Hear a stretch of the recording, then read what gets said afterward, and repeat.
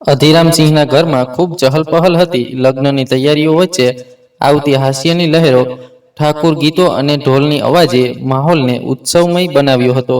ગલીમાં એવું લાગતું હતું કે આખું ઘર, મોહલ્લું, તે 2 માળના મકાન અને નાનકડા આંગણામાં ભરાઈ ગયું હતું. રિશ્તેદારો વચ્ચે બેઠેલા અધીરામસિંહના ચહેરા પર એક સુકૂન હતું, જાણે કોઈ મોટું કામ થવાનું હોય. તેમની બાજુમાં બેઠેલો તેમનો દૂરનો ભાઈ શંકર બોલ્યો, ભાઈ, દહેજ તો વધારે નથી આપ્યું ને? અધીરામે જવાબ આપ્યો, અરે શું કરીએ, મોં નથી ખોલ્યું, પણ આગળ જઈને કોઈ અડચણ ન આવે એની ખબર નથી. તેમની વાતનું સમર્થન કરતા તેમનો નાનો ભાઈ બોલ્યો, હા, અને એમ પણ છોકરો સારા ઘર પરિવારમાંથી છે, સારી નોકરી છે, આવો છોકરો ક્યાંથી મળે? એક રૂમનો દરવાજો ખુલતા જ અધીરામની પત્ની દેવિકા બોલી, પ્રભા તૈયાર થઈ ગઈ છે, ચાલ જલ્દીથી હળદી લગાવવાની છે. રૂમમાં અરીસાની સામે ઊભેલી પોતાની દીકરીને જોઈને દેવિકાની આંખો ભીની થઈ ગઈ. પ્રભાનો હળવો સાવળો રંગ, તીખા નકશા, ઉંમર લગભગ 20 વર્ષ, ભૂરી આંખોમાં કાજલ લગાવેલું, હોઠ પર હળવી લિપસ્ટિક, વાળનો જુડો બાંધેલો, પીળી સાડીમાં લપેટાયેલી પ્રભા વારંવાર પોતાના ચહેરાને જોઈ રહી હતી. ત્યાં દેવિકા અંદર આવી અને બોલી, ચાલ હળદી લગાવવાની છે, રંગ પણ થોડો નિખરશે, પછી માનસી આવશે તૈયાર કરવા. પ્રભાએ કહ્યું, માં, શું જરૂર છે? અમને ખબર છે અમારો રંગ, પછી કંઈ થાય તો અમને ન કહેતા. પ્રભાના ચહેરા પર વિચિત્ર ભાવ હતા. તેની વાત સાંભળી દેવિકાએ ડપટતા કહ્યું, શુભ શુભ બોલ, તારા બાબુજીએ દીનાનાજીને ફોટો બતાવ્યો છે. પ્રભા ચૂપ રહી. હળદીની રસ્મ મંગળ ગીતો સાથે પૂર્ણ થઈ. હળદીની રસ્મ પૂરી થતાં જ પ્રભા ઊભી થઈ. તેની બાજુમાં બેઠેલી તેની ચચેરી બહેન મેઘા બોલી, થોડીવાર પછી હળદી ઉતારજે. તેની માસીએ ઉમેર્યું, હા, અને થોડું ગુલાબજળ લગાવજે. બધા તેને કંઈક ને કંઈક સલાહ આપી રહ્યા હતા. પ્રભા ફક્ત હા હા કરતી ચૂપચાપ ચાલી ગઈ. રૂમમાં આવતા જ તેણે નફરતભરી નજરે પોતાના શરીર પર લાગેલી હળદી જોઈ અને બીજી જ ક્ષણે ઘસી ઘસીને તેને દૂર કરવા લાગી. બારાત આવવાનો સમય નજીક હતો. લગ્ન ઘરની નજીકના મેરેજ હોલમાં થવાનું હતું. દરેક ખૂણો પ્રકાશથી ઝગમગી રહ્યો હતો. આસપાસ ચહલપહલ હતી. ઢોલ નગારા અવાજ સાથે બારાત આવી રહી હતી. બધા ઉત્સાહભેર બારાતને જોઈ રહ્યા હતા. જ્યારે દુલ્હો ઉતર્યો ત્યારે સૌની નજર તેના પર હતી. ગેહુઆ રંગ, ગોળ ચહેરો, દુલ્હાના પોશાકમાં ભૂમેશને જોઈને બધા હસી રહ્યા હતા. બારાતનું આદર સત્કાર સાથે સ્વાગત થયું. દીનાનાથજીએ હસતા હસતા આવીને અધીરામને ગળે લગાડ્યો. લગ્નની તૈયારીઓ અને વ્યવસ્થા જોઈને તે મનમાં બોલ્યા, દહેજ તો સારું જ મળશે. લગ્ન શરૂ થવાનું હતું. બારાતીઓ માટે જલપાન અને ભોજનની વ્યવસ્થા હતી. જે તરફ જાય ત્યાં ખાતા હતા. પરંતુ કેટલાક લોકો કંઈક ને કંઈક ખામી કાઢી રહ્યા હતા. આ તો સામાન્ય વાત છે. લગ્નમાં ભલે બધું શ્રેષ્ઠ કરવામાં આવે, પણ કોઈને કોઈ ખામી કાઢે જ. એ વિચાર્યા વિના કે એક પિતાએ પોતાની જમાપૂંજી લગ્નને સારું બનાવવા માટે ખર્ચી દીધી હોય. દીનાનાથજી અને તેમના કેટલાક નજીકના રિશ્તેદારો સાથે જવાના સામાન તરફ જોઈ રહ્યા હતા. તેમની આંખોમાં લોભની ચમક હતી, જાણે લગ્ન નહીં પણ દહેજ લઈ જવાની ઉતાવળ હતી. લગ્ન શરૂ થયું. મંડપમાં બેઠેલા ભૂમેશના ચહેરા પર હળવી મુસ્કાન હતી. પ્રભાને લાવવામાં આવી ત્યારે બધા તેની તરફ જોવા લાગ્યા. દુલ્હનના લિબાસમાં સજેલી પ્રભા ખૂબસૂરત લાગી રહી હતી. મંડપમાં બેસાડતા તેણે ભૂમેશ તરફ એક નજર નાખી, જે સામાન્ય ભાવ સાથે બેઠો હતો. આ જોઈને પ્રભા થોડી શાંત થઈ અને તેના મનનો ડર ઓછો થવા લાગ્યો. લગ્નની વિધિઓ શરૂ થઈ. અધીરામ અને પ્રભાનો ભાઈ જયેન્દ્ર હજી પણ વ્યવસ્થાઓ સંભાળી રહ્યા હતા. ધીમે ધીમે બધી વિધિઓ પૂર્ણ થતી ગઈ. કન્યાદાન માટે અધીરામ આગળ આવ્યા. તેમના ચહેરા પર ઠંડા ભાવ હતા, જે જોઈને પ્રભાની આંખો ભરાઈ આવી. કન્યાદાનની રસ્મ દરમિયાન પોતાની દીકરીના માથે હાથ મૂકતા અધીરામે કહ્યું, ઘરની ઇજ્જત અને પરવરિશને જાળવી રાખજે. આ સાંભળી પ્રભાને મનમાં હાસ્ય આવ્યું. ઘરની ઇજ્જત, પરવરિશ, માન મર્યાદા બધું તેની જવાબદારી પર મુકાઈ રહ્યું હતું. જે આંગણામાં તેણે 20 વર્ષ ગાળ્યા, તે ઘર હવે તેનું માયકું બનવા જઈ રહ્યું હતું. તેનું ઘર કેવું હશે? આ સવાલ તેના મનમાં આવ્યો. પણ નારી જીવન આવું જ હોય છે, એમ વિચારીને તેણે પોતાને સમજાવી લીધું. લગ્નની વિધિઓ ધીમે ધીમે પૂર્ણ થતી ગઈ અને પ્રભાનું હૃદય અંદરથી તૂટતું જતું હતું. લગ્નની ખુશી હોવા છતાં ઘર છોડવાનું દુઃખ તેના પર હાવી થઈ રહ્યું હતું. બાળપણથી મોહલ્લામાં થતા વિવિધ વ્યવહારોથી તે વાકેફ હતી. તેના મનમાં ડર હતો કે આગળનું જીવન કેવું હશે. સમાજ બદલાઈ રહ્યો હોવાનું કહેવાય છે, પણ આજે પણ ઘણા લોકો માટે બધું જૂનું જ છે. આધુનિકતા આવી રહી હોવા છતાં તેમની જૂની વિચારસરણી કાયમ હતી. લગ્નની રસમો પૂર્ણ થઈ પ્રભા પોતાના જીવનના નવા પડાવમાં પ્રવેશી ચૂકી હતી. જે કેવું હશે કે તેની કલ્પના પણ તેને નહોતી કરી. શું થશે આગળ પ્રભાના જીવનમાં? ભીની આંખો અને ભાવુક માહોલમાં બધી સ્ત્રીઓ સાથે ઘણા પુરુષોની આંખો પણ ભીની થઈ ગઈ હતી, પરંતુ અધીરામ પોતાને મજબૂત રાખીને ઊભો હતો. દીનાનાથજી પાસે જઈને તેણે હાથ જોડીને કહ્યું, કોઈ ખામી રહી હોય તો માફી માંગુ છું. તે જાણતો હતો કે તેણે બધું શ્રેષ્ઠ રીતે કરાવ્યું હતું, પણ ન જાણે કેમ તે ઝૂકી ગયો. વિદાય સાથે આખું ઘર શાંત થઈ ગયું. આખું મહોલ્લું એવું લાગતું હતું કે ફક્ત પ્રભાના જવાથી બધું ખાલી થઈ ગયું. અને આ સાથે જ પ્રભા પણ પોતાના નવા જીવનના નવા સફર માટે નીકળી ગઈ. લગ્ન પછી બારાત પાછી આવી. ભૂમેશ સાથે આવતી પ્રભાનું સ્વાગત થયું. કેટલીક સ્ત્રીઓને ફૂસફૂસતી જોઈને પ્રભાના ચહેરા પર વિચિત્ર ભાવ આવ્યા. આ 2 માળનું મકાન તેના ઘર કરતાં થોડું મોટું હતું. તેની સાસુ ઉર્મિલા ચહેરો બનાવીને પોતાના પતિ દીનાનાથજી તરફ જોઈ રહી હતી. કેટલીક છોકરીઓ પ્રભાને લઈને ભૂમેશના રૂમમાં ગઈ. તેને ચેડવતી તેઓ થોડીવાર પછી રૂમમાંથી નીકળી ગઈ. હવે પ્રભા રૂમમાં એકલી હતી. બેડની બાજુમાં એક ટેબલ અને નાનો સોફા સેટ હતો. આખા રૂમમાં નજર ફેરવતી પ્રભા ભૂમેશની રાહ જોઈ રહી હતી. 1, 2, 3 કલાક થતા સમય પસાર થવા લાગ્યો. રાત ગાઢ થતી જતી હતી. નીંદ આંખોમાં દસ્તક આપી રહી હતી. વારંવાર ગરદન ઝુકાવતી પ્રભા ઊંઘી જતી, પણ ફરી એકદમ સીધી બેસી જતી. ઘડિયાળનો અવાજ સાંભળી નજર નાખી, જે 11 વાગી રહી હતી. સમય જોઈને તે મનમાં બોલી, સૂઈ જશે ને? ના, પણ જો અમારા પર ગુસ્સે થઈ જાય તો? આ વિચારીને તે ચૂપચાપ જાગવાની કોશિશમાં બેઠી રહી. થોડીવાર પછી એવું લાગ્યું કે કોઈ રૂમ તરફ આવે છે. હળબળાઈને પ્રભા બેડ પરથી ઊભી થઈ. દરવાજો ખુલ્યો. ભૂમેશને જોઈને તેના ચહેરાનો રંગ ઉડી ગયો. નશામાં ચૂર લથડાતો તે અંદર આવી રહ્યો હતો. દરવાજો બંધ કરતા જ પ્રભાના શ્વાસ ચડવા લાગ્યા. હૃદયના ધબકારા અજીબ લયમાં હતા. લથડાતા પગલે તે નજીક આવવા લાગ્યો તો ડરીને પ્રભા પગલા પાછળ લેવા લાગી. તેની આંખો થોડી લાલ હતી અને શરાબની ગંધ તેના મોં અને નજીક આવવાથી આવી રહી હતી. ડરીને પાછળ હટતા પ્રભા અટકતા બોલી, તમે આટલું પીધું છે, અમારી નજીક કેમ આવો છો? જો કંઈ થાય તે બોલતી જ રહી. અને તે આવતા બોલ્યો, એ તું પોતાને કોઈ હૂરની પરી સમજે છે? વધારે દિમાગ ન ખરાબ કર, હટ. એટલું કહીને તેણે પ્રભાને ઝટકો મારીને બેડ પર પડતો મૂકી લંબાવ્યો. ભૂમેશના આ ઝટકાથી પ્રભા જમીન પર પડી ગઈ. તે ફક્ત આઘાતમાં બેડ પર પડેલા ભૂમેશ તરફ જોઈ રહી. આંખોમાં આંસુ વહેવા લાગ્યા. આજ સુધી તેણે ઘણી વાતો ઠપકા દાંત સાંભળી હતી, પણ આ શું થયું તે સમજી શકતી નહોતી. થોડી વાર યુજ જમીન પર બેસી રહ્યા પછી તે ધીમે ધીમે ઊભી થઈ. બેડ પર પડેલો ભૂમેશ હજી આંખો ખોલીને છત તરફ ટગર લગાવી રહ્યો હતો.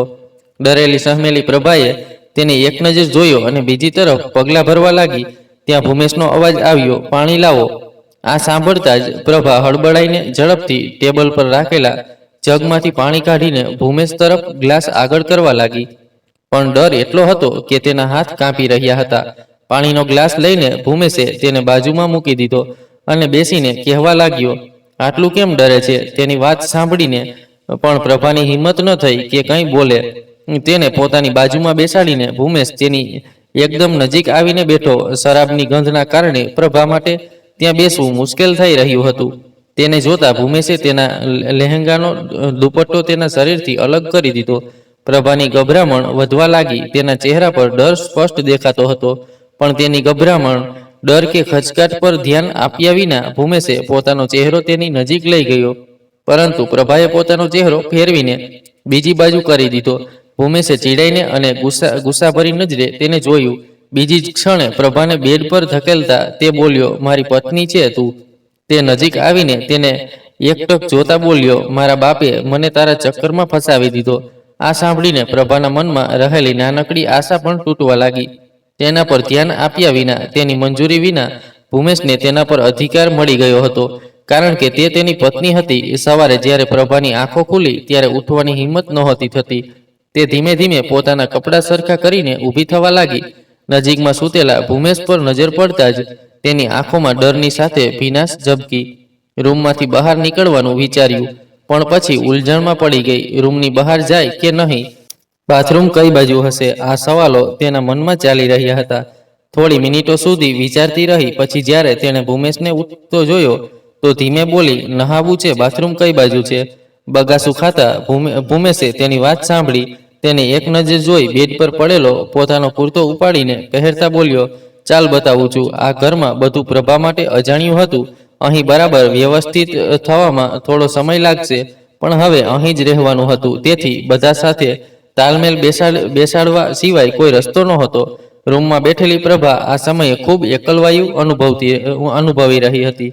એટલામાં રૂમનો દરવાજો ખુલ્યો. સામે તેની સાસ ઉર્મિલા અને એક છોકરી ઊભા હતા. અંદર ડોકિયું કરતા ઉર્મિલાએ કહ્યું, આ અમારા પડોશમાં રહે છે, ભાવના તને મળવા આવી છે. પ્રભાના ચહેરા પર હળવી મુસ્કાન હતી. ઉર્મિલા ગયા પછી અંદર આવતી ભાવનાએ ગુલાબી સાડીમાં લપેટાયેલી પ્રભાને જોઈને હસતા કહ્યું, ભાભી તમે તો બહુ સુંદર લાગો છો. આ સાંભળીને ન જાણે કેમ એક ક્ષણ માટે પ્રભાને હાસ્ય આવ્યું. તે હસતા બોલી, કેમ મન રાખવા બોલે છે? ભાવના નજીક આવીને પ્રેમથી તેનો હાથ પકડીને બોલી, મન રાખવા જૂઠું બોલવાની આદત નથી મારી. ચાલો આ છોડો, કેવું લાગે છે? આ સાંભળી પ્રભાએ હળવેથી હામાં ગરદન હલાવી. ભાવના ફરી બોલી, અરે આજે જ તો આવ્યા છો, આટલી જલ્દી બધું જામી જશે. મને તો બહુ મન હતું મળવાનું, પણ કાલે કાકીએ કહ્યું કે તું રૂમમાં છે. રાતે કામથી મોડી આવી હતી ને. ભાવના સાથે વાતો કરતા પ્રભાને સારું લાગી રહ્યું હતું. તે એટલી હસમુખ અને પ્યારી વાતો કરતી હતી કે પ્રભાને ખ્યાલ જ ન રહ્યો કે ક્યારે કલાકોના કલાકો વીતી ગયા. જ્યારે તેની નણંદ ગીતા રૂમમાં આવી અને દરવાજો ખોલ્યો ત્યારે જ બંનેનું ધ્યાન તૂટ્યું. પ્રભાને ભાવના સાથે આટલી સારી રીતે વાતો કરતી જોઈ ગીતાએ ખીજાતા કહ્યું, આજે આ બધી વાતો કરી લેશો, થોડી વાત બચાવી રાખો. ભાવના ઊભી થઈને તેની પાસે આવી અને બોલી, શું દીદી ભાઈના લગ્નમાં આવી હતી, ક્યારે જશો? આ સાંભળી પ્રભાએ તેને ચૂપ રહેવાનો ઈશારો કર્યો. ત્યાં ગીતા ગરજતા બોલી, કેમ તારા માટે બેઠા છે? વધારે નહીં બોલે, લગ્ન કરીને બીજા ઘરે જવાનું છે ને? હું તો તમારી જેમ માયકામાં બેસવાનું નથી વિચારતી. ખડખડાટ હસતી ભાવના ચાલી ગઈ. ગીતાનો ચહેરો બગડેલો હતો. પ્રભાને નારાજગીથી જોઈને થોડા કડક લહેકામાં બોલી, તેની સાથે વધારે નહીં બોલતી, બગડેલી છે. આખા મોહલ્લામાં તેની ચર્ચા ચાલે છે. આ સાંભળી પ્રભાએ હળવેથી આમાં ગરદન હલાવી. ભાવના તો ચાલી ગઈ, પણ પ્રભાના મનમાં ઉલઝણોનું તોફાન શરૂ થયું. જો કોઈ છોકરી થોડી વાતચીત કરે, જવાબ આપે, તો તેને આટલી સરળતાથી બગડેલીનું બિરુદ આપી દેવાય. જ્યારે પ્રભાને લાગતું હતું કે ભાવના બહુ સારી છે, પછી તે પોતાની જાતને બોલી, આપણે પણ શું વિચારવા લાગ્યા? લોકોની આદત છે, કંઈ ન મળે તો વાતનું વતંગડ બનાવી દે. આ દીદી પણ ન જાણે કેમ આવું બોલી રહી હતી. ભાવના જીજી તો આ એટલી સમજદાર અને પ્યારી છે. આટલું કહેતા તેના ચહેરા પર નાનકડી પ્યારી મુસ્કાન હતી. ભૂમેશને રૂમમાં આવતો જોઈ પ્રભાના ચહેરા પર ગભરાટના ભાવ આવવા લાગ્યા. તે કોઈક રીતે પોતાને શાંત રાખીને ત્યાં ઊભી રહી. જ્યારે તે અંદર આવ્યો અને તેને સંપૂર્ણ રીતે અવગણીને ટેબલ પર રાખેલા પોતાના ફોન તરફ આગળ વધ્યો, ત્યારે પ્રભાએ હળવેથી શ્વાસ છોડ્યો. આ રીતે અવગણવું પણ તેને અજીબ લાગી રહ્યું હતું. ગઈકાલે તેણે કંઈક કહ્યું, પછી પોતે જ તેની નજીક આવ્યો અને હવે ફરીથી અવગણી રહ્યો હતો. પ્રભા સમજી શકતી નહોતી કે આખરે તે કેવો છે. ફોન લઈને ભૂમેશની નજર જ્યારે પ્રભા પર પડી તો તે બોલ્યો, શું ઘૂરે છે? શું કરું છું? બાબુજીએ કહ્યું હતું. તે બોલતી જ રહી. એટલામાં ભૂમેશ બોલી ઉઠ્યો, સવાલ જવાબ ન કર મારી સાથે. જો આ નોકરી ન કરતો હોત તો તારો બાપ આટલા પૈસા ન ખર્ચતો. ખર્ચી પણ દે તો આવી દીકરી હોય તો શું કરે? તેની વાતો સાંભળી પ્રભા આઘાતમાં હતી. તે થોડીવાર તેને હેરાનીથી જોતી રહી. એટલામાં ભૂમેશ બોલ્યો, ચાલ મારા માટે ખાવાનું લઈ આવ. તેની વાતો સાંભળી આમાં ગરદન હલાવતી પ્રભા બહાર નીકળી ગઈ. રસોડા પાસે આવતા જ તેને નણંદ અને સાસ વચ્ચે થતી વાતોએ તેના પગ રોકી દીધા. ગીતા તેની સાસ ઉર્મિલાને કહી રહી હતી, આ છોકરી ભાવનાને થોડી દૂર રાખો. માએ ન શીખવીને કાન ભરી દેશે તો એની જેમ ઉડતી પતંગ બનીને રહેશે. ઉર્મિલા બોલી, અરે બેટા, અમને કહેતી હતી તો મળવા દીધી, કોઈ વાંધો નહીં. તું જો હવે કંઈ ઉડવા ફોડવા નહીં દઈએ. તારા બાબુજીએ આપણા બેટાને ફસાવી દીધો. એ છોકરીની આપણા બેટા સાથે શું બરાબરી છે? આ બધી વાતો સાંભળીને પ્રભાની આંખોમાં આંસુનો સમંદર ભરાઈ ગયો. પોતાને સંભાળતા તે રસોડામાં આવી અને ધીમેથી બોલી, એના માટે ખાવાનું. એટલું જ બોલી કે ઉર્મિલા પ્રેમથી પોતાના દીકરા માટે ખાવાની થાળી તૈયાર કરવા લાગી. ખાવાનું આપીને પ્રભા ત્યાં ઊભી રહી. મનમાં ઘણા સવાલો હતા. ઘણું જાણવા માંગતી હતી, પણ મનમાં ડર બેસી ગયો હતો. તેથી તે ચૂપ રહી. જ્યારે તેને ભૂમેશ શાંત લાગ્યો, ત્યારે તેણે એક નજર તેની તરફ જોઈને ધીમે અવાજે પૂછ્યું, તમે અમારી સાથે ગુસ્સે કેમ છો? તેના સવાલ પર ભૂમેશે તેની તરફ ત્રાસી નજર નાખી અને ખાતા ખાતા બોલ્યો, કોણે કહ્યું હું ગુસ્સે છું? ચેનથી ખાવા દેશે? પ્રભાએ તરત જ હામાં ગરદન હલાવી અને ચૂપ થઈ ગઈ. સાસની વાતો વિચારીને તેના મનમાં ખ્યાલ આવવા લાગ્યો કે તે ભૂમેશની બરાબરી નથી. તેના ચહેરાને ધ્યાનથી જોતા તે મનમાં બોલી, સાસુમાં સાચું કહેતા હતા, પણ અમારી શું ભૂલ થઈ? અમે તો કોઈને નહોતા કહેતા કે અમારી સાથે લગ્ન કરો. તે દુવિધામાં ઝઝૂમી રહી હતી. દીનાનાજી આંગણામાં બેઠા હતા. ઉર્મિલા તેમની પાસે આવીને પાણીનો લોટો આપ્યો. તે પોતાનું મોં ધોતા હતા. તેમને ઘૂરતા ઉર્મિલા ચહેરો બનાવીને બોલી, એને લાવીને માથે પટકી દીધી. મહારાણી એકદમ કામના કરે છે. ગમછાથી મોં લૂછતા દીનાનાથજી બોલ્યા, તો તું શું બેઠી રહીશ? થોડા દિવસ રાહ જો, બધું સમજાઈ જશે. નહીં તો તું જ છે ને? ઉર્મિલા આ સાંભળીને મોં સિકોડવા લાગી. એટલામાં દીનાનાથજી બોલ્યા, કાલે સમધીજી આવશે, થોડું ઘણું આદર સત્કાર કરજે. તેમની પાસે ઘણા પૈસા છે. દીકરીને ખુશ જોશે તો ખુશ રહેશે અને આપણને પણ ફાયદો થશે. રાતે બેડ પર સૂતેલા ભૂમેશને જોતા પ્રભાના મનમાં હિચકિચાટ હતી. તેની નજર પડતા જ ભૂમેશે ચીડાઈને કહ્યું, માથે શું ઊભી છે? જગ્યા ઓછી પડે છે? ડરીને પ્રભા બેડ પર આવીને સૂઈ ગઈ. તે કરવટ બદલી રહી હતી. એટલામાં ભૂમેશની પકડ તેની કમર પર અનુભવાતા તેના શ્વાસ અટકી ગયા. તે હિંમત કરીને તેની તરફ જોવા લાગી, પણ તેની આંખો બંધ જોઈને રાહતનો શ્વાસ લીધો. ભૂમેશના છાતીએ લાગેલું માથું પાછું ખેંચતા તે તેનો હાથ કમર પરથી હટાવવા લાગી. ત્યાં જ ભૂમેશે આંખો ખોલી તેને જોતા તેને દૂર ઝટકતા બોલ્યો, મારે છે શું? અને પછી કરવટ બદલીને સૂઈ ગયો. આંખોમાં ભીનાશ સાથે પ્રભાએ કરવટ બદલવા માંગી, પણ પછી ભૂમેશની પીઠ તેની તરફ હોવાથી તેના ગુસ્સાને વિચારીને તે જાગતી રહી. ન જાણે ક્યારે તેની આંખ લાગી ગઈ. બીજા દિવસે જ્યારે અધીરામસિંહ પોતાની દીકરીના સાસરે આવ્યા, ત્યાં બધાને પ્રભા પ્રત્યે શાંત અને પ્રેમભર્યું વર્તન જોઈને તેમના મનને સુકૂન મળ્યું. દીકરી ખુશ છે એટલે લગ્નમાં કરેલો ખર્ચ વ્યર્થ ન ગયો. આ વિચારે તેઓ સંતુષ્ટ થયા. આજે પ્રભાને લઈને તેઓ પોતાના ઘરે પાછા આવ્યા. ઘરે આવતા જ એક અપનાપણો અહેસાસ થયો. 2-3 દિવસથી તે સાસરે રહી હતી, પણ ત્યાં કોઈએ અપનાપણું અનુભવવા દીધું નહોતું. જ્યારે તે પોતાના રૂમમાં આવી તો બેડ પર ગાદી નહોતી. ટેબલ પર કેટલીક પુસ્તકો પડેલી હતી, જે જોઈને પ્રભાએ અવાજ કર્યો, માં. એટલામાં તેની માં દેવિકા હસતા હસતા આવી અને બોલી, ગાદી ધોવા આપી છે અને તે તારી બુવાનો દીકરો છે ને, એ અહીં રહેવાનો છે, તો એનો સામાન છે, તું તારી બેગ ક્યાંક પણ રાખી દે. આટલું કહીને તે હસતા હસતા ચાલી ગઈ.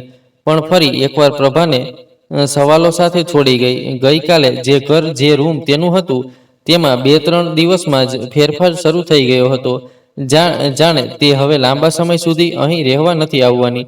આટલી જલ્દી તેનું સ્થાન તેના ઘરમાં ખતમ થવા લાગ્યું હતું. આ જોઈને તેની આંખો ભીની થઈ ગઈ. પણ બીજી જ ક્ષણે મનમાં વિચાર આવ્યો, આ તો બધા સાથે થાય છે, હું એકલી થોડી છું.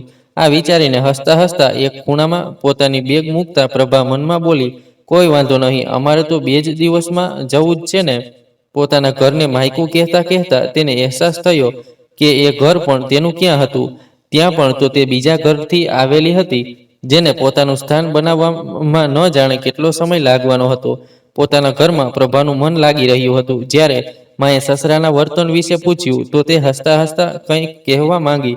એટલામાં બહારથી આવતા અધીરામસિંહ બોલ્યા, બહુ સારું ઘર પરિવાર છે, થોડું સમજીને બધા સાથે રહેજે. પોતાનું કંઈ ન કહેવું જ યોગ્ય લાગ્યું અને તે ચૂપ રહી. તેની ભાભી રૂમમાં આવી પ્રભાના ચહેરા પરના ભાવ જોઈને હસતા બોલી, શું થયું પ્રભા?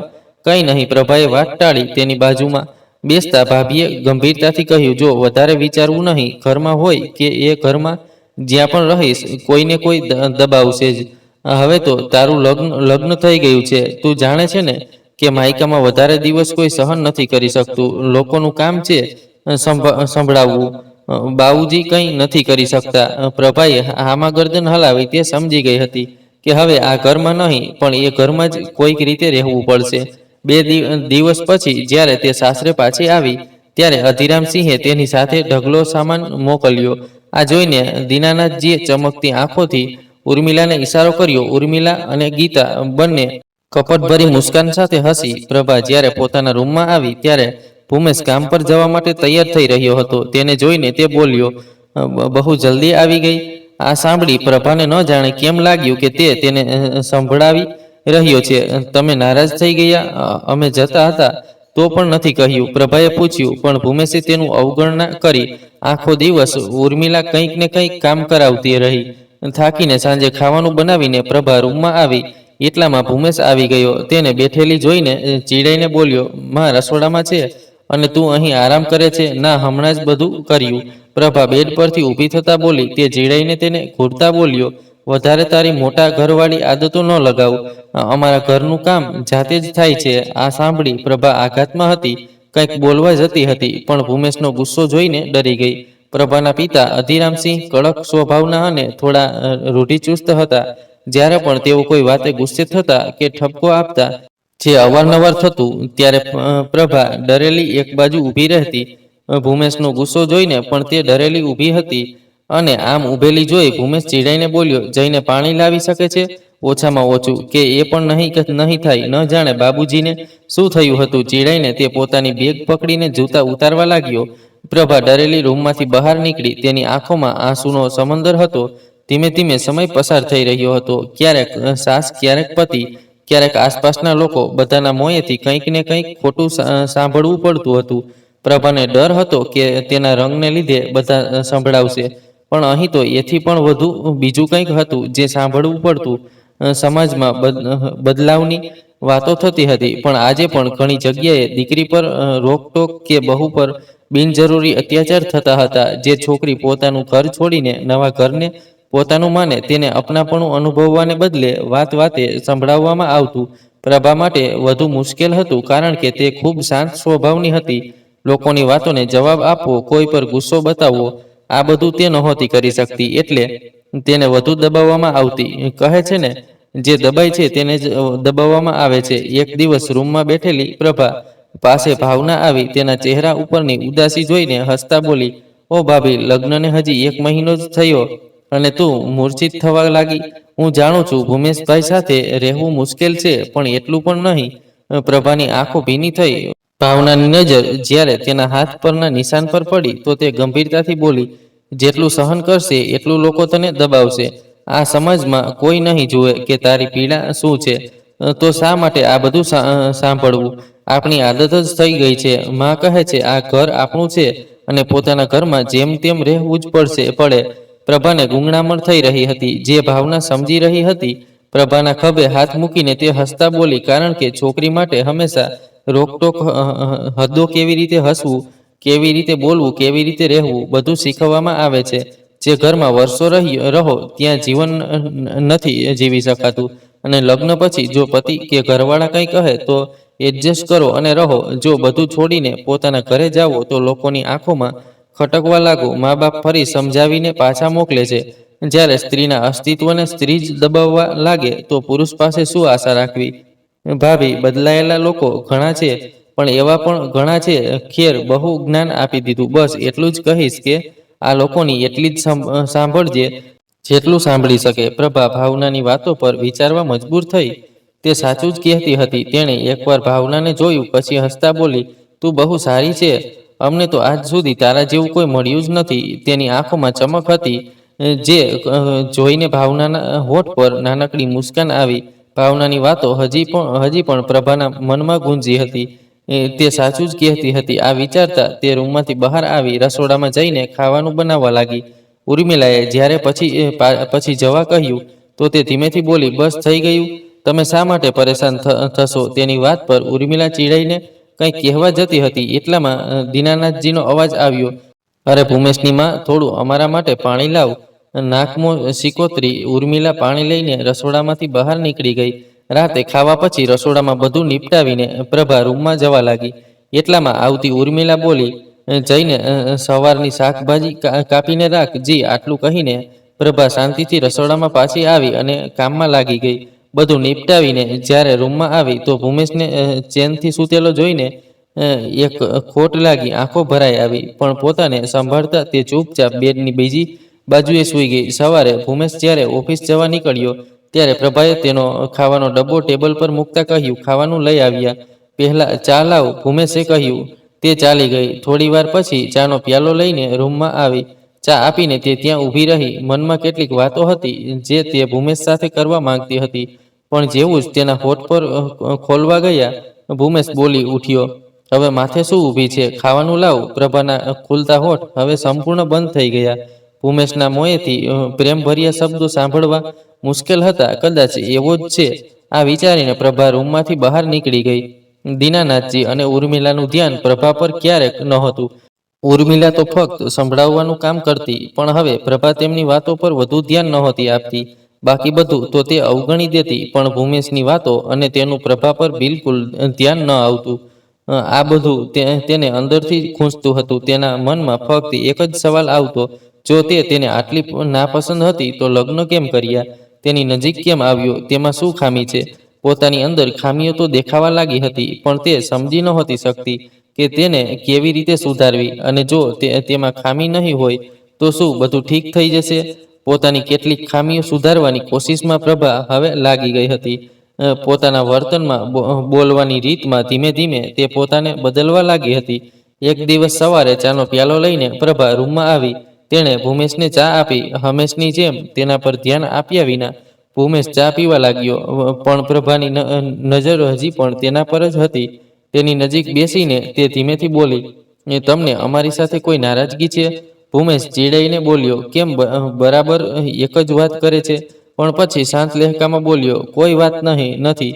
બે વજહ માથે ન પડ. આ સાંભળીને ફરી એકવાર પ્રભાના ચહેરા પર ઉલઝણભર્યા ભાવ આવવા લાગ્યા. ન જાણે કેમ તે એક પીડા, એક ગૂંગણામણ અનુભવી રહી હતી. ભૂમેશ તેને કેમ કે એવી રીતે અવગણતો હતો?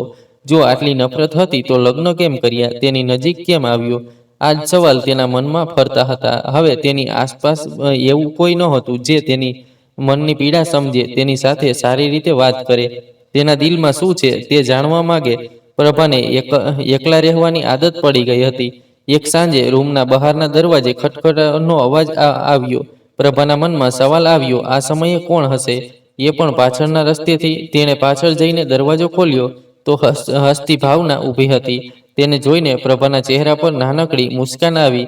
તે ત્યાં જ બેસી ગઈ અને ભાવનાએ હસતા કહ્યું, અને ભાભી કેમ છો?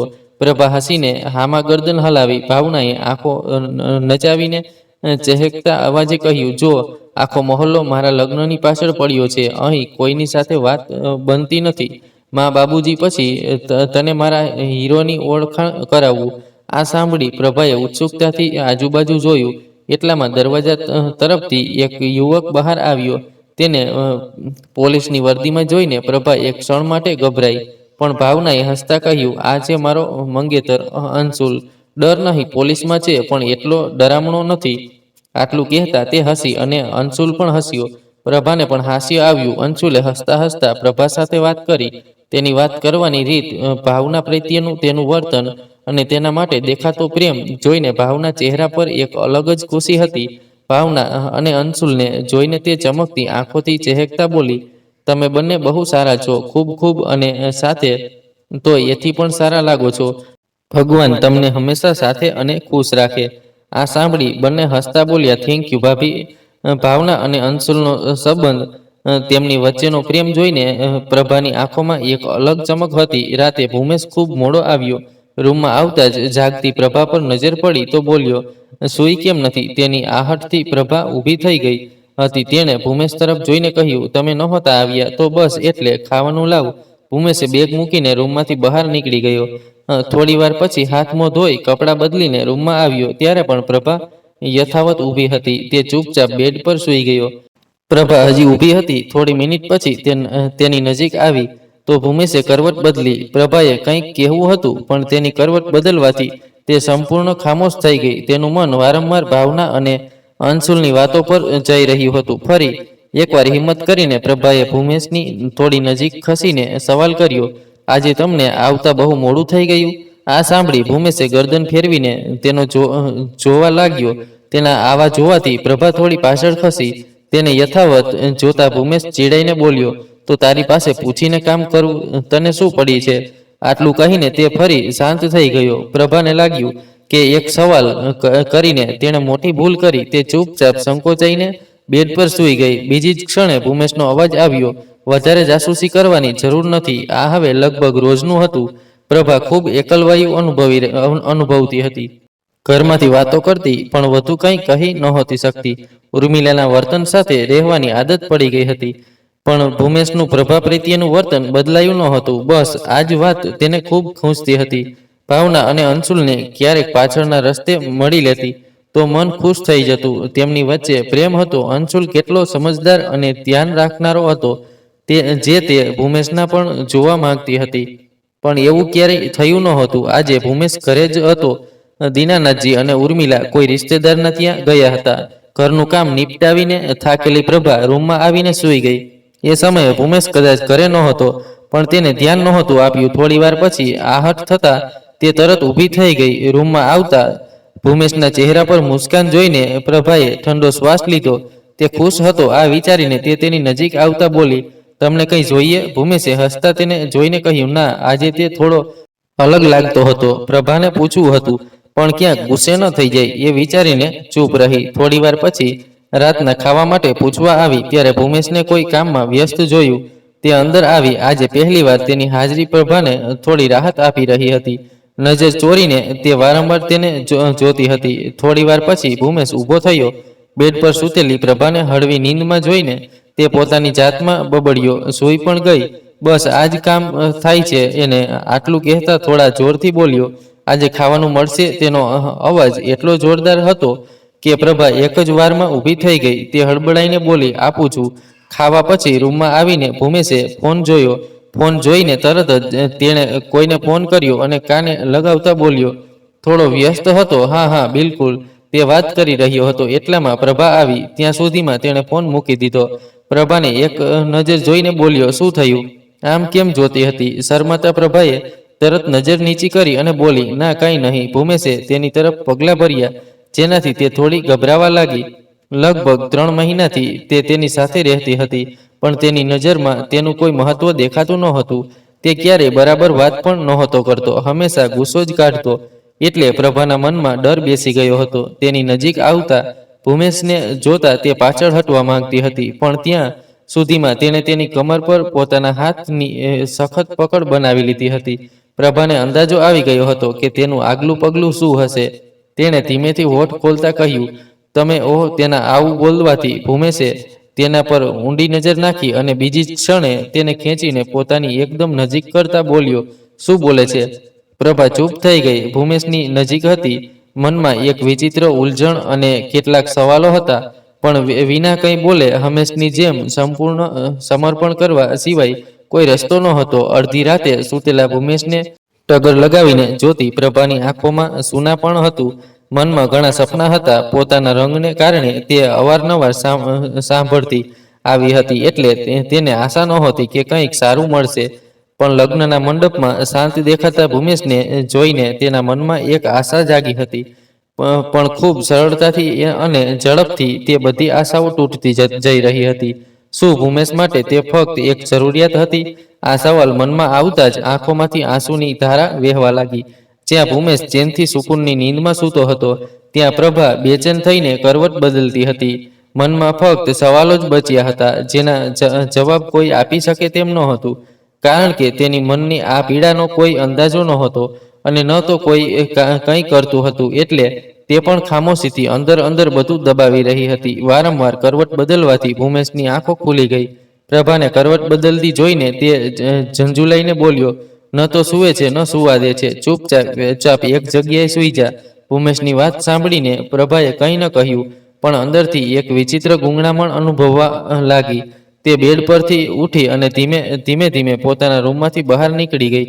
આંખોમાં નીંદ આજે ન જાણે કેમ દસ્તક નહોતી આપતી. સીડીઓ ચડીને તે ઉપર છત પર આવી અને બેસી ગઈ.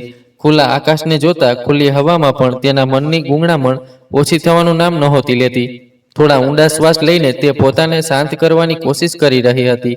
ત્યાં જ તેને અનુભવાયું કે કોઈએ તેના ખભે હાથ મૂક્યો. ગભરાઈને તે પાછળ વળી. જ્યારે પ્રભા પાછળ વળી ત્યાં ભાવના ઊભી હતી. તે કંઈ બોલે તે પહેલા ભાવના બોલી, હું અસુલ સાથે વાત કરતી હતી, તને જોયું તો આવી ગઈ. હસતા કૂદતા ભાવના હસી, પણ પ્રભાના ચહેરા પર એક મુસ્કાન પણ ન આવી. આજે તેના મનમાં ભરેલું તોફાન અને સવાલોનો સમુદ્ર તેના પર હાવી થઈ રહ્યું હતું. ભાવનાએ તેના ચહેરા પરના ભાવ જોઈને કંઈક કહેવા માંગ્યું, પણ જ્યારે તેની નજર પ્રભાના હાથ પરના નિશાન પર ગઈ તો તે ચૂપ થઈ ગઈ. પ્રભા ઉંમરમાં ભાવના કરતા નાની હતી, પણ પ્રભાના ભાવના હંમેશા ભૂમેશને મોટા ભાઈ સમાન માનતી હતી, એટલે પ્રભાને ભાભીનું સન્માન આપતી. પણ તેને આવી રીતે જોઈને ન જાણે કેમ ભાવનાને ખૂબ પીડા થઈ. તેણે ધીમે ધીમે પ્રભાના ખભે હાથનું દબાણ વધારતા કહ્યું, શું થયું? એકદમ પ્રભા તેના ગળે લાગી ગઈ. ભાવનાએ કંઈ ન કહ્યું, ફક્ત તેના વાળને હળવેથી સહેલાવતી રહી. થોડીવાર પછી પ્રભાને અનુભવાયું કે તે શું કરી રહી છે, તો તે તરત ભાવનાથી દૂર થઈ ગઈ. પોતાને સંપૂર્ણ શાંત કરીને ઊંડો શ્વાસ લઈને તે હસવાની કોશિશ કરતા બોલી, આ સમયે તું અહીં? તે હસતી હતી, પણ તેના ચહેરા પરની ઉદાસી સ્પષ્ટ દર્શાવતી હતી કે તે કોઈ વાતથી પરેશાન છે. ઉપરથી તેના હાથ પરનું નિશાન જોઈને ભાવના અંદાજો લગાવવા લાગી, પણ પ્રભાને પૂછવામાં હિચકિચાટ અનુભવી રહી હતી. ભાવનાએ ધીમે ધીમે ખભે રાખેલો હાથ હટાવતા શાંત ધીમા અવાજે કહ્યું, આજ સુધી ફક્ત ગુંગળાવું જ શીખી છે શું? તેની વાત સાંભળીને શાંત થતી પ્રભાના ચહેરા પર ફરી ઉદાસી, પરેશાની અને ગુંગળામણના ભાવ આવવા લાગ્યા. તે ચૂપ હતી. ભાવના હવે પણ શાંત રહીને પ્રભાના ચહેરા પરની ગુંગળામણ અને હિચકિચાટ અનુભવી રહી હતી. સમય ધીમી ગતિએ આગળ વધી રહ્યો હતો. પ્રભાની ખામોશી હજી પણ કાયમ હતી. ભાવના જે ફક્ત તેને ટગર લગાવીને જોતી હતી, તેના કંઈક કહેવાની રાહ જોતી હતી. તેણે ફરી એકવાર પ્રભાના બંને હાથ પકડ્યા, તેને ખેંચીને એક ખૂણામાં બેસાડી. પ્રભાની ચૂપી હજી પણ યથાવત હતી. તેના ખભે હાથ મૂકીને ભાવના હસતા બોલી, જો જીવનમાં જ્યાં સુધી બીજા પાસેથી આશા રાખે છે, ત્યાં સુધી ફક્ત નિરાશા જ હાથ લાગે છે. જાણે છે તું કેમ નથી સમજતી? મા બાપ માટે ચૂપચાપ સહન કરવું ખોટું હોય છે, તો પણ કંઈ ન બોલવું આ બધું બિલકુલ ખોટું છે. જે વ્યક્તિ સાથે પીડા અને તકલીફ મળે, સાથે હોવા છતાં એટલું રહેવું પડે, તો એવા વ્યક્તિ સાથે રહેવાનો શું ફાયદો? જ્યાં સુધી તે પોતાને નિખારે નહીં ત્યાં સુધી જ તું કમજોર છે. નહીં તો જો આટલી સહન શક્તિ છે તો તેમાંથી સહન હટાવીને ફક્ત શક્તિ રાખ. તું જે બનીશ તે તારા માટે જ હશે. ભાવનાની વાતો સાંભળીને પ્રભાના મનમાં એક વિચિત્ર હિંમત આવી, પણ બીજી ક્ષણે કંઈક વિચારીને તે બોલી, પણ અમે શું કરીશું? તેની વાત પર હળવો હસતા પ્રભાએ પ્રેમથી તેની હથેળી પકડી અને હિંમત આપતા બોલી, જે પણ કરીશ કર, પણ સહન નહીં કરવું. ભાવનાની વાતો એકદમ સાચી હતી. આ વિચારીને પ્રભા તેની વાતો વિશે વિચારવા મજબૂર થઈ. હવે તેણે ભૂમેશ પાસેથી કોઈ પણ આશા રાખવાનું છોડી દીધું હતું. એમ પણ તે ક્યારેય તેની કોઈ આશા પર ખરો નહોતો ઉતર્યો. દિવસો બદલાતા ગયા અને પ્રભાનો અંદાજ પણ થોડો બદલાવા લાગ્યો, પણ હંમેશની જેમ ભૂમેશને કોઈ ફરક નહોતો પડતો. આજે રાતે જ્યારે તે રૂમમાં આવ્યો તો ખૂબ ગુસ્સામાં દેખાતો હતો. તેનો ગુસ્સો જોઈને પ્રભા એક ક્ષણ માટે ડરી ગઈ, પણ પછી શાંત થવા લાગી. એટલામાં તેની નજીક આવીને ગુસ્સાથી તેનો હાથ પકડીને લગભગ તેને ખરાબ રીતે ખેંચતા ભૂમેશ ગુસ્સાભર્યા અવાજે બોલ્યો, કોણ છે એ જેની સાથે પાછળના દરવાજે છુપી છુપીને વાતો કરે છે? બોલે એટલે જ આજકાલ હવામાં ઉડે છે ને? ભૂમેશની વાતોથી પ્રભા અંદાજો લગાવી શકી કે તે અંશુલની વાત કરે છે. તેણે કોઈક રીતે મોં ખોલીને બોલવાની કોશિશ કરી. એ તો ભાવના, પણ તે આગળ કંઈ બોલે તે પહેલા ભૂમેશે તેના ગાલ પર એક થપ્પડ મારી દીધી. પ્રભા માત્ર સમજવાની કોશિશ કરી રહી હતી કે શું થયું. તેના હાથને સખત રીતે પકડીને ભૂમેશ ફરી ગરજતા બોલ્યો, શરમ નામની વસ્તુ નથી ને? હજી લગ્નને 4 મહિના થયા નથી અને તને આટલી જલ્દી નવો આશિક મળી ગયો? ભૂમેશ શું કહી રહ્યો હતો તે સાંભળીને પ્રભાની આંખો આશ્ચર્યથી ફેલાઈ ગઈ અને સાથે જ આંખોમાં ભીનાશ સાથે સ્થાન લીધું. જે વ્યક્તિને 4 મહિનામાં તેના ચરિત્ર પર આટલો પણ ભરોસો ન થયો, તેની પાસેથી એ આશા રાખી રહી હતી. આ કેટલી મોટી ભૂલ હતી. ભૂમેશ ચીસો પાડતો પોતાનો ગુસ્સો તેના પર ઉતારીને ઝડપથી રૂમમાંથી બહાર નીકળી ગયો. શાંત ઊભેલી પ્રભા એકદમ જમીન પર બેસી ગઈ. આંખોમાં અત્યાર સુધી જમા થયેલી ભીનાશ હવે આંસુ બનીને ગાલ પર વહેવા લાગી. શિશક્તિ પ્રભા પોતાની અંદર ગુંગળાતી પીડાભર્યા અવાજે બોલી, અમારી શું ભૂલ છે? અમે શું કર્યું જેને લીધે તું બધું કેમ કોઈ નથી સમજતું?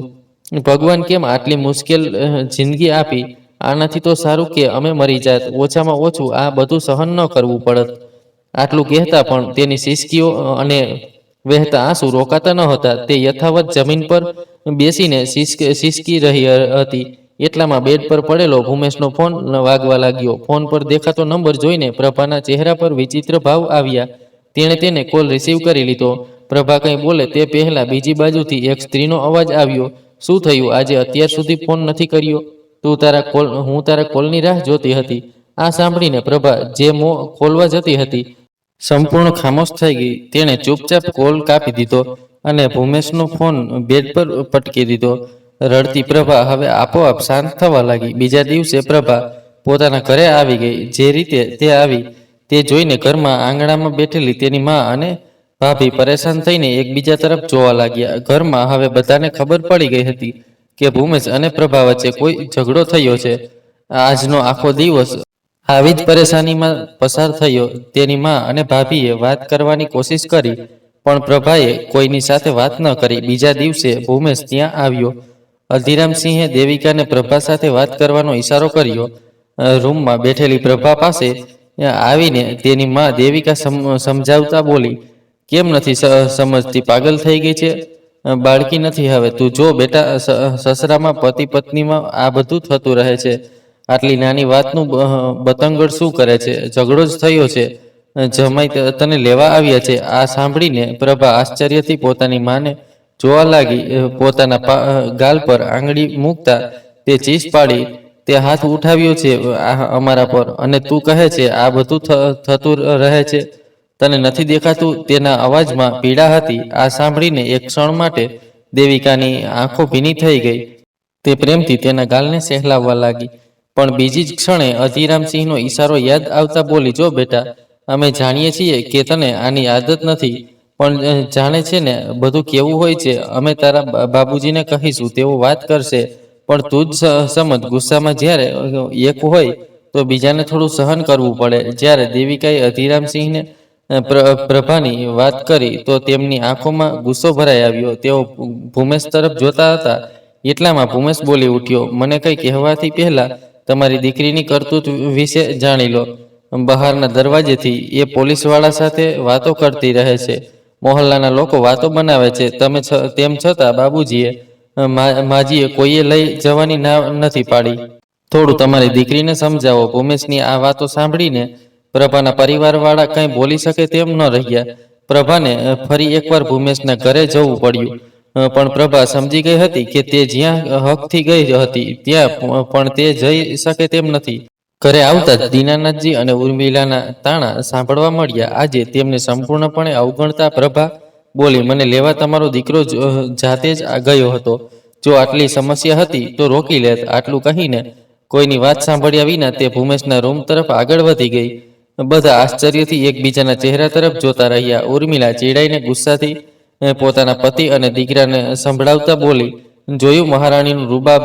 એની અકળ ઠેકાણે લાવવાનું કહેતા હતા, પણ એ તો ઉલટું અમારા પર જ ચડી રહી છે. ભૂમેશ ગુસ્સાથી ઝડપી પગલે પોતાના રૂમમાં ગયો. રૂમમાં આવતા જ બેડ પર બેઠેલી પ્રભા પાસે આવીને ફરી ગરજતા અવાજે બોલ્યો, બહુ હવામાં ઉડે છે. સમજે છે શું રાખ્યું છે પોતાને? પત્ની છે મારી અને તને બીજાઓની પડવા લાગી છે. શું ચાલે છે? વધારે શાન બતાવીને પોતાના ઘરે નીકળી ગઈ. પોતાનું ઘર આટલું કહેતા પ્રભા હસી અને પોતાની વાત ચાલુ રાખતા બોલી, અમારું ઘર હોત તો તમારી સાથે ન હોત. અને શું બોલે પત્ની? અરે પતિદેવજી, પત્ની તો અમે તમારા માટે ત્યાં સુધી છીએ જ્યાં સુધી તમને બેડ પર અમારી જરૂર હોય. જો અમારા ચારિત્ર પર સવાલ કરશો તો પોતાના પાપ ધોવાઈ શકશો નહીં. પ્રભાના આવા વર્તન અને વાતો સાંભળીને ભૂમેશ આશ્ચર્યમાં હતો, પણ તેના ચહેરા પર હજી પણ ગુસ્સાભર્યા ભાવ હતા. તે ચીસો પાડતા બોલ્યો, જીભ સંભાળીને વાત કર. શું ગુસ્સો અમને પણ બહુ આવે છે? સાલું જિંદગી બગાડી, મા બાપે ક્યારેય સમજ્યું નહીં અને તું તારી પાસેથી આશા રાખી, પણ તું તો સાલું અમારી બગડેલી જિંદગીથી પણ ખરાબ નીકળી.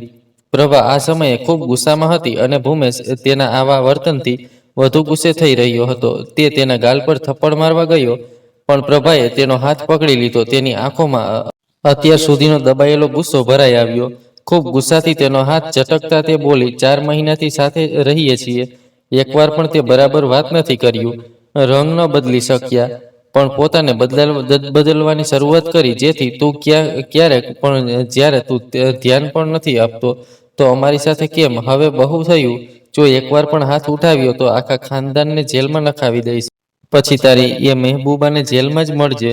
આ વખતે પ્રભાએ જે કહ્યું તે ભૂમેશ માટે આઘાતજનક હતું. તેના ચહેરા પરના ભાવ જોઈને પ્રભા ફરી હસી. ભૂમેશની શર્ટ લગભગ ખેંચતા તેના ચહેરા તરફ જોતા પીડા ભર્યા અવાજે બોલી, અમને શા માટે માણસ નથી ગણતો? તું મારો પતિ છે. જો પ્રેમથી ક્યારેક વાત કરીશ, થોડું ધ્યાન રાખીશ. અરે બીના કંઈ ઈચ્છે, તું જે ઈચ્છે છે તે તો કરીએ જ છીએ. તો પણ આ આંસુ બતાવીને પોતાને બહેલાવવાનો ઢોંગ નથી જોયો. મારા બાપ મરતો હતો લગ્ન માટે, નહીં તો તારા જેવા સાથે હું લગ્ન કરું? અને આ ધમકાવીને પોતાને વધારે હોશિયાર ન સમજ. ભૂમેશની વાતો સાંભળીને મનમાં બચેલી આખરી કોશિશ, આખરી આશા પણ તૂટી ગઈ. તે રૂમમાંથી નીકળી ગયો અને પ્રભા બેસી રહી. સાંજે ભાવના સાથે છુપીને વાત થઈ તો તે સમજાવતા કંઈક બોલી. પ્રભાએ ઊંડો શ્વાસ લઈને આમાં ગરદન હલાવી. રાતનો સમય હતો. પોતાને સંપૂર્ણ ઢાંકીને પોતાના ઘરની બહાર રૂમની નજીકની બારીથી પ્રભા અંદર આવી. એ સમયે તેનો ભાઈ રૂમમાં નહોતો. ઝડપથી રૂમમાંથી કંઈક શોધીને તે ઝડપથી નીકળવા લાગી. એટલામાં તેની ભાભી દેખાઈ. મેં તો ખોલે તે પહેલા નામા ગરદન હલાવતા પ્રભાએ પાણીદાર આંખોથી હાથ જોડી દીધા. ભાભી હવે કંઈ બોલી ન શકી.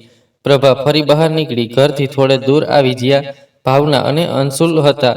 બંનેએ એકબીજાને જોયું. અંશુલે શાંત લહેકામાં કહ્યું, અહીં રહીને પણ બધું ઠીક કરી શકાય. તે પોતાની વાત પૂરી કરે તે પહેલા પ્રભા બોલી, કંઈ ઠીક નહીં થાય. એકવાર જેલમાં નખાવી દઈશું તો પણ મારા મા બાપ અને લોકો કહેશે કે બધું ભૂલીને શરૂઆત કર. હું એ માણસ સાથે રહી જ નથી શકતી.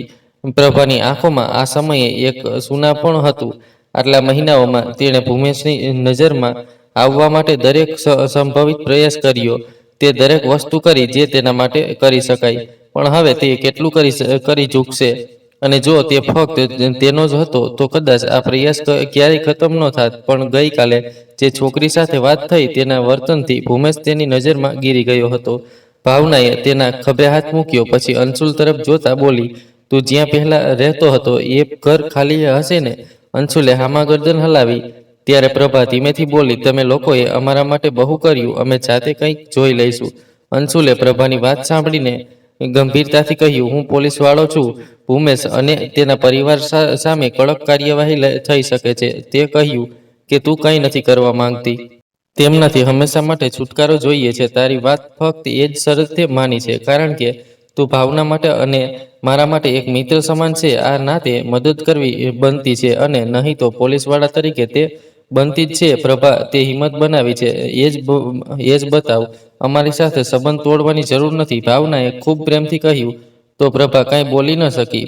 ભાવુક થઈને તે ભાવનાને ગળે લાગી. તેની આંખોમાં હજી પાણી ભીનાશ હતી. બીજા દિવસે સવારે ઉર્મિલાએ જ્યારે આખું ઘર જોયું તો ગરજતા બોલી, ઓહ મહારાણી, ઉઠવું નથી. એટલામાં બહારથી આવતો ભૂમેશ બોલ્યો, શું થયું? કેમ ચીસો પાડે છે? માં, જા તારી બીવીને પૂછ, ઉઠાતું નથી. અને ઉર્મિલાની વાત સાંભળીને ભૂમેશ રૂમમાં આવ્યો.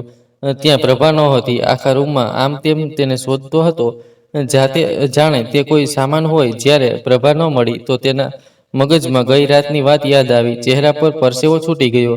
અધીરામ સિંહનો ગુસ્સો જોઈને તે એ દિવસે વાત બદલી ગયો હતો. પણ હવે શું કરવું? પછી કંઈ વિચારીને ચીડાઈને પોતાની જાત સાથે બોલ્યો, ભાગી ગઈ એના એ આશિક સાથે. તેના ચહેરા પર એટલો ગુસ્સો હતો કે જો પ્રભા હમણાં તેની સામે હોત તો કદાચ તે આજે તેના ગુસ્સાથી બચી ન શકત. અધીરામ સિંહને કોઈ તક મળે તે પહેલા ભૂમેશ અને તેના મા બાપે તેમના ઘરે આવીને તમાશો શરૂ કરી દીધો. એ ભાગી ગઈ. આ વાત સાંભળીને બધા લોકો વાતો બનાવવા લાગ્યા. અધીરામ સિંહ કંઈ બોલી શકે તેમ ન હતા કારણ કે ભૂમેશની આસપાસના લોકો તેની અને અંશુલની વાતો બનાવી રહ્યા હતા. બધાની નજરમાં એવું જ હતું કે તે ભાગી ગઈ. અંશુલ પ્રભાને લઈને મુંબઈ આવી ગયો. આટલું મોટું શહેર હતું. ઉત્તર પ્રદેશના નાનકડા નગરમાં રહેલી પ્રભા માટે આ બધું એકદમ નવું હતું. પણ તેની આંખોમાં કોઈ ઉત્સુકતા નહોતી, ફક્ત એક ખાલીપણું અને પીડા હતી જેને છુપાવતા તેની આંખોમાં સૂનાપણ બેસી ગયું હતું. 2 રૂમવાળા નાનકડા ફ્લેટમાં અંશુલ પ્રભાને લઈને આવ્યો. તેના રહેવાની બધી વ્યવસ્થા કરીને બોલ્યો, અહીં બધું છે. પણ પ્રભા કંઈ બોલી નહીં. તેની આંખોમાં હજી પણ ફક્ત સૂનાપણું હતું. આખા રસ્તે તેને આવી જ રીતે જોતો આવેલો અંશુલ હવે ચૂપ ન રહી શક્યો. તેણે પ્રભા તરફ હાથ લંબાવ્યો, પછી પણ અધવચ્ચે જ હાથ રોકી દીધો. ઊંડો શ્વાસ છોડતા બોલ્યો, બેસ. પ્રભા તેની વાત સાંભળીને ભૂત બની રહેલી પ્રભા હોલમાં રાખેલા સોફા પર બેસી ગઈ. અંશુલે બેના ચહેરા પરના આવતા જતા ભાવ જોઈને ગંભીરતાથી કહ્યું, શું શું વિચારે છે? આવી રીતે જીવતે જીવ મરેલી રહીશ? પ્રભાએ તેની તરફ જોયું તો અંશુલે વાત આગળ વધારતા કહ્યું, એકલે રહેવાનો નિર્ણય કર્યો છે તો એટલું બદલાઈ જા કે કોઈમાં સવાલ કરવાની હિંમત જ ન રહે. એકલે રહેવું, ખાસ કરીને એક સ્ત્રીનું, એટલે નહીં કે તું સ્ત્રી છે, પણ એટલે કે આ રસ્તે ઘણા મુખ્ય રીંછ મળશે. જે લોકોથી ભાગીને આવી છે તે અહીં પણ મળશે. જ્યારે ઈરાદો કર્યો છે તો મજબૂત બન. અંશુલની વાત સાંભળીને પ્રભાએ ઊંડો શ્વાસ લઈને હામા ગરદન હલાવી. સમય પસાર થઈ રહ્યો હતો અને આ પસાર થતા સમય સાથે પાછળ છૂટતી જઈ રહી હતી એ ડરેલી સહમેલી પ્રભા પોતાને આ વખતે પોતાના માટે બદલવાની તેની જીતોડ કોશિશ ચાલુ હતી. 2 મહિના નીકળી ગયા. પ્રભાને આ થોડા દિવસોની થાક વધુ અનુભવાતો હતો.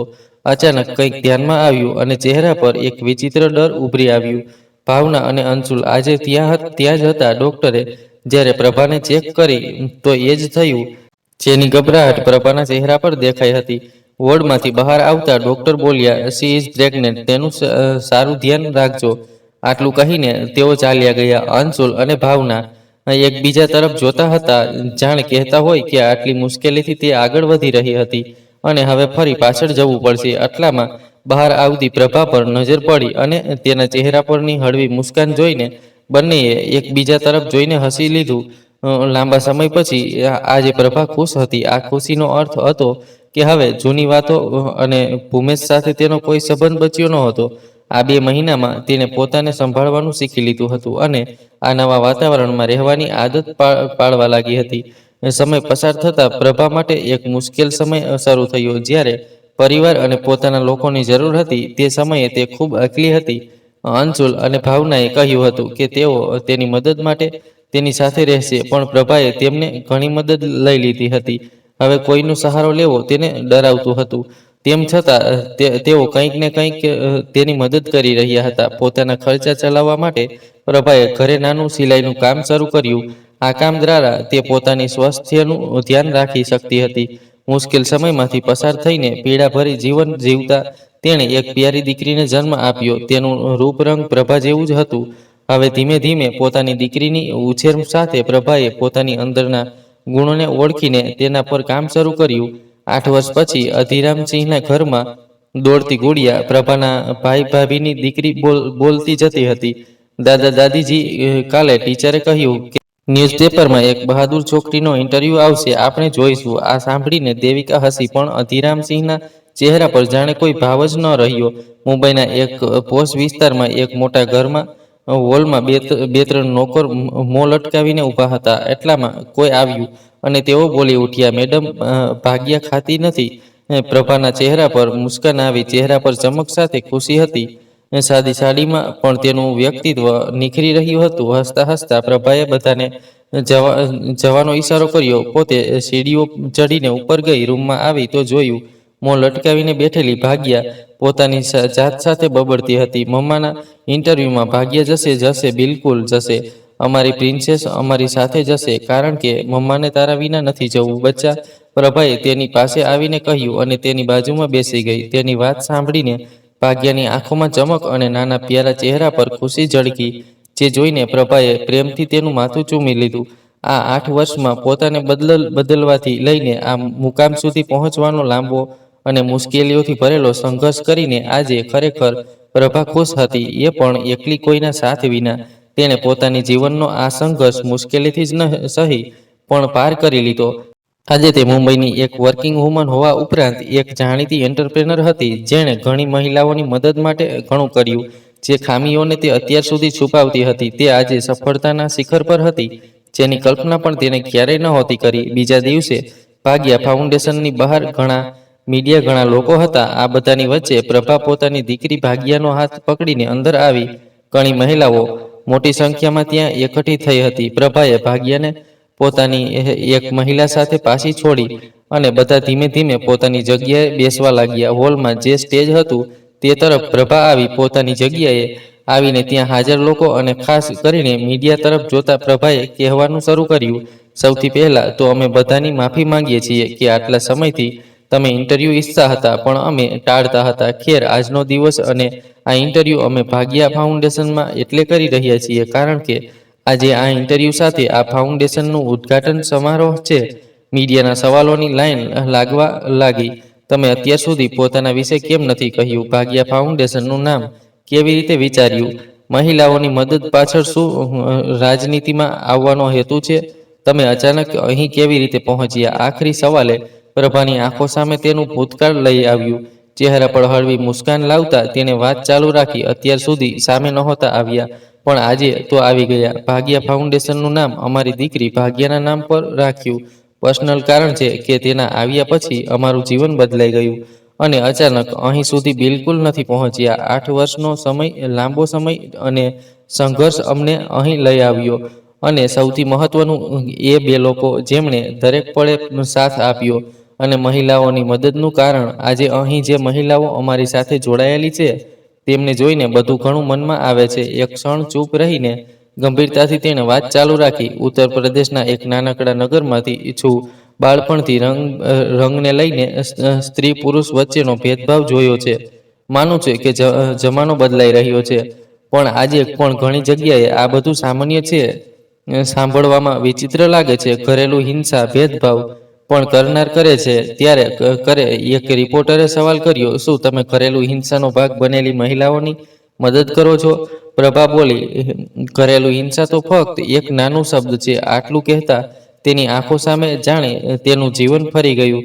ભાવનાઓમાં વહેતા તેની વાત ચાલુ રહી, દીકરીને હંમેશા એક દાયરો બતાવી દેવામાં આવે છે. મા-બાપ, ઘર પરિવારની ઇજ્જતનું હવાલું આપીને તેને સમજાવવામાં આવે છે. પોતાના ઘરમાં પણ ક્યારેક તેને પરાયું કરી દેવામાં આવે છે અને જે બીજા ઘરને પોતાનું માનવાનું કહેવામાં આવે છે ત્યાં પણ તે પરાઈ જ હોય છે. લગ્ન કરીને જે દીકરીને એકવાર મોકલી દેવામાં આવે, શું તેનો પોતાનો ઘર પણ કોઈ અધિકાર નથી રહેતો? તેની વાતો સાંભળીને માહોલ ગંભીર થઈ ગયો. ત્યાં હાજર તેની સાથે કામ કરતી મહિલાઓની આંખોમાં ભીનાશ ભરાઈ. ગંભીર અને સન્નાટાભર્યા માહોલમાં ફરી પ્રભાનો અવાજ આવ્યો, માનું છું કે ઘણી મહિલાઓ સાથે આવું નથી થતું પણ થાય છે. ક્યાંક ને ક્યાંક, કંઈક ને કંઈક થાય છે. લગ્ન એટલે સમાનતાનો સંબંધ, તો શા માટે સમાન નિભાવાતું નથી? સ્ત્રી એ ઘરને, એ પરિવારને પોતાનું માની લે, દરેક પળે એ ઘરમાં રહી શકે. પણ પુરુષ એ સંબંધને નથી સમજતો. ગુસ્સામાં પતિનો હાથ ઉઠે તો ચાલશે પણ ગુસ્સો તો સ્ત્રીને પણ આવે છે. તો શું તે હાથ ઉઠાવે? જો એકવાર તેનો હાથ ઉઠે તો શું પુરુષોને મેલ ઈગો એ જે ઈચ્છે તે કરે, ચાલશે. પત્ની પસંદ ન આવે તો બીજી સાથે પ્રેમ, ચાલશે. ગલતી પોતાની હોય તો તેને છુપાવવા, સ્ત્રીના ચારિત્ર્ય પર કીચડ નાખી દો. પછી આવે છે અમારા સમાજના કેટલાક મહાન લોકો. દીકરીના લગ્નના ખાણામાં ખામી કાઢવાથી લઈને તેની જિંદગીમાં ડોકિયા કરીને કંઈક ને કંઈક બોલવું. એકવાર પતિ કોઈ બીજા સાથે હોય તો સ્ત્રીને સમજાવવામાં આવે છે, એકવાર તે પાછો આવે તો તેને અપનાવી લો. એકલા રહેવાથી સારું છે. અને જો સ્ત્રી આ કરે તો કોઈ એવું પતિ તેને અપનાવે. એક ક્ષણ ચૂપ રહીને હળવું હસતા તે બોલી, એ કહે છે ને, એક ચપટી સિંદૂરની કિંમત એ ખૂબ ખૂબ ભારે હોય છે.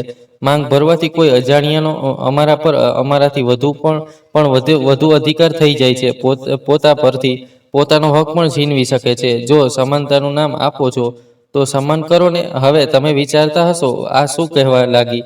અહીં હાજર લોકો જાણવા માંગતા હતા કે પ્રભા કોણ છે. બસ એ જ કહી રહ્યા છીએ, એ સ્ત્રી જેનું વજૂદ, જેનું આત્મસન્માન બધું છીનવાઈ ગયું. જો આજે આ પ્રભા અહીં છે તો ફક્ત એ લોકોના કારણે જેથી સાથે મારા નામને ઉછાળવામાં આવ્યું. રિશ્તામાં તો મિત્ર કહે છે પણ મારા માટે તેઓ મારા ગુરુ સમાન છે, જેમણે મારા જીવનને નવી દિશા આપી. થેન્ક યુ અંશુલજી અને ભાવનાજી. આટલું કહેતા તે હસી. ત્યાં જે બેઠેલા અંશુલ અને ભાવનાની આંખોમાં ગર્વભર્યા ભાવ હતા. મીડિયાને હવે સવાલોની તક મળી અને ફરીથી સવાલો શરૂ થયા. તો તમારા પતિ કોણ છે?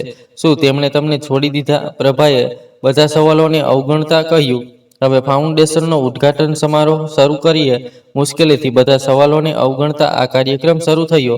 અંશુલ અને ભાવનાએ પ્રભાના આ સંઘર્ષને જોયો હતો અને આજે તેને આ મુકામ જોઈને બંનેને સુકૂન મળ્યું. રાતે પ્રભા ભાગ્યાને સુવડાવતી હતી અને એકટક તેને જોતી હતી. પ્રભાએ હસતા કહ્યું, શું થયું બેટા? મમ્મા સૌથી મોટા છે ને, આજે ત્યાં બધા કહેતા હતા. તેની વાત સાંભળીને પ્રભાએ પ્રેમથી ભાગ્યાનું માથું ચૂમી લીધું અને બોલી, અને તું મમ્મીની શેરની છે ને? તેની વાત સાંભળીને ભાગ્યાએ મોં ખોલીને નકલી ગર્જના કરી તો પ્રભા હસી પડી. બીજા દિવસે ભાગ્યાને લઈને પ્રભા ઘરે આવી. દરવાજે ઊભેલી ભાવનાના ચહેરા પર પરેશાન ભાવ જોઈને પ્રભા ઠંડા ભાવ સાથે અંદર આવી.